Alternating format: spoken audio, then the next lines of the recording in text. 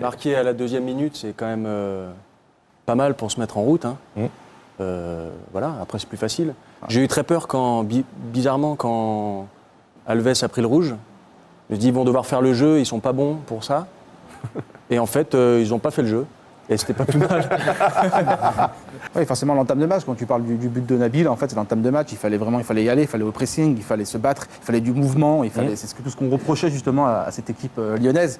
Et face au Paris Saint-Germain, encore une fois, il ne fallait pas attendre et comme ça, il se laissait faire. Ouais, mais après, l'OL a essayé parfois de garder le ballon. On a vu que sur certaines phases, c'était très compliqué. Il y a eu aussi des moments où l'OL a été complètement asphyxié. Il y a eu des moments où l'OL n'arrivait pas à faire plus de 2 ou 3 passes consécutives.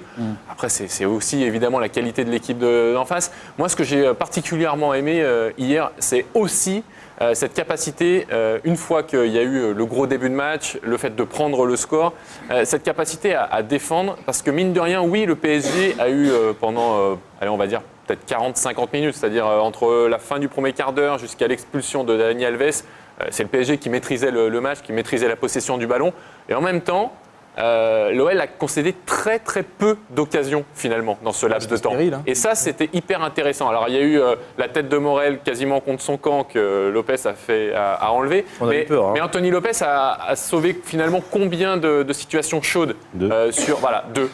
Donc finalement, ça veut dire que l'OL a défendu très intelligemment. L'OL n'a pas eu le ballon pendant ce laps de temps, mais a défendu très intelligemment. On l'a vu en fait, c'est ce qu'on disait, c'était les phases de transition dont tu as parlé tout à l'heure. C'est ça, c'est que dès la perte de ballon, on a vu que l'OL s'organisait en 4-4-2 à plat, avec 2 lignes. Fekir, Mariano devant. Des fois, il y avait même un 4-1-4-1 ou un 4-5-1. On voyait une ligne de 5 milieux de terrain. Fekir a fait beaucoup d'efforts. Il y a eu une grosse débauche d'énergie de la part de l'OL.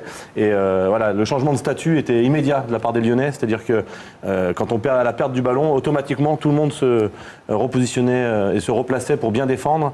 Et j'ai trouvé que le bloc équipe a vraiment été très compact, avec des lignes très resserrées. Voilà, contre Paris, on sait bien défendre.